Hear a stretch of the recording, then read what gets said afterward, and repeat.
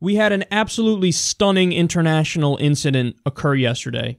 Reuters reports here. The Russian ambassador to Turkey was shot in the back and killed as he gave a speech at an Ankara art gallery by an off-duty police officer who shouted, "Don't forget Aleppo," and "Allahu Akbar" as he opened fire. President Tayyip Erdogan, in a video message to the nation, cast the attack as an attempt to undermine NATO member Turkey's relations with Russia, ties long tested by the war in Syria. He said he had agreed in a telephone call with Russia with Vladimir Putin to step up cooperation in fighting terrorism. Now, that's actually hilarious because later on the Turkish government said, and Erdogan said, oh, this is an attack by a Gulenist from the U.S. Oh, sweet Jesus. So this is what the Russian government, this is what the Turkish government does. The Turkish government, whenever anything bad happens ever, they go either, the Kurds, oh, the fucking Kurds, here they go again, the goddamn Kurds, they hate everyone. Aren't they the worst, the fucking Kurds? Ah, they're inferior, aren't they?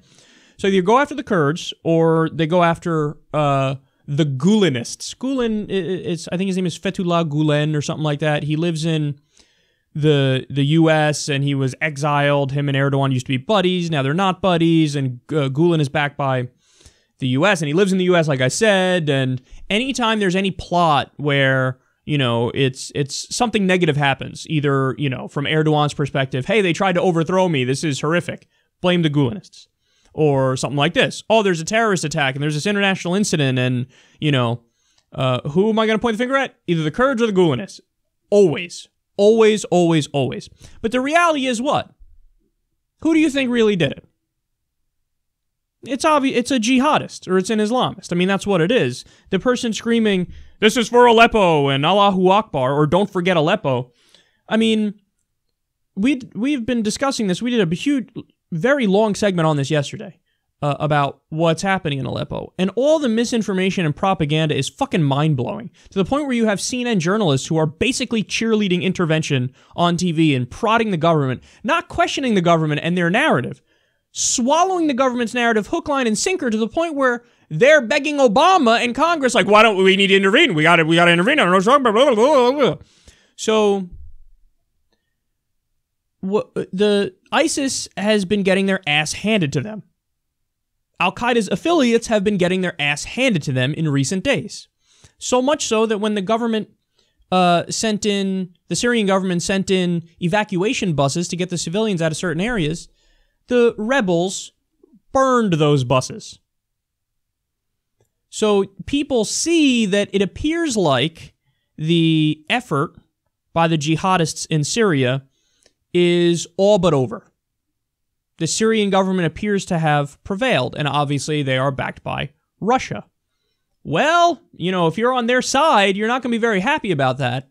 And what we're seeing here is similar to what we saw the last time there were massive defeats for ISIS and massive defeats for jihadists in Iraq. What happened?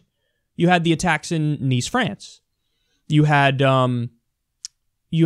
attacks not just in Nice, France. You had attacks all over the place. There was an attack in Lebanon. There was an attack, like 3 or 4 places. Big prominent attacks occurred. So we're going to see this more often now. The more you defeat ISIS, and you defeat Al-Qaeda, and you defeat various jihadist factions in the battlefield, in active war zones, the more they turn to domestic terrorism. So this is killing a Russian ambassador because, oh, Russia, you're on the side of the government, you're on the side of Assad in Syria, and obviously we're on the opposite side, so we're going to kill you. There was another attack. There was an attack in Germany yesterday, similar to in Nice, France. It was at a Christmas market, and you had somebody run people over. Last time I saw the numbers, it was 9 dead, and I think like 50 or more injured, and I can guarantee you I think that number is going to go up. The number of people who died. So this is what happens when a jihadist insurgency is in its last throes, and it appears like for them all hope is gone in Syria. And what they plan to do, make no mistake about it, was make Syria Al-Qaeda-stan. Turn Syria into a Saudi-style theocracy and overthrow the current secular socialist government. Syria has a secular and socialist constitution. And you could even see this in the makeup of the different groups. So in the Syrian army, you have, I think they're 80% Sunni, but you also have Alawites, Shias, and Christians. So that's the Syrian army side of it.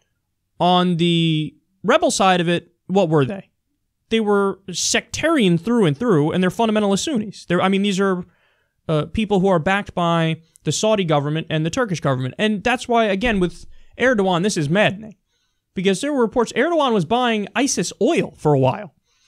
So Erdogan was on the side of the worst factions of the rebels, and then when they turn on him, because he wanted to reestablish ties with Russia for business reasons, but when they turn on him and they start doing terrorism, he's like, oh, God, fucking Gulenist, man. Let me tell you. And again, wait for it. The more negative shit that happens, it'll be more blaming on the Gulenists and more blaming on the Kurds. It will not ever stop. That's all he'll do. He'll never take responsibility and say, yeah, you know what? These are Sunni fundamentalists, and they're kind of the people that we were backing in Syria. They'll never say it. And this is what Turkey doesn't get. This is what Saudi Arabia doesn't get. This is what the U.S. doesn't get, is that they're playing with fire, man. Like, we've been backing jihadists. And we did it ever since fucking, Ronald Reagan armed and funded the Mujahideen because they were fighting the big bad Soviet Union. And then, oh, look at that. They broke up into Al-Qaeda and the Taliban and they turned their guns on us.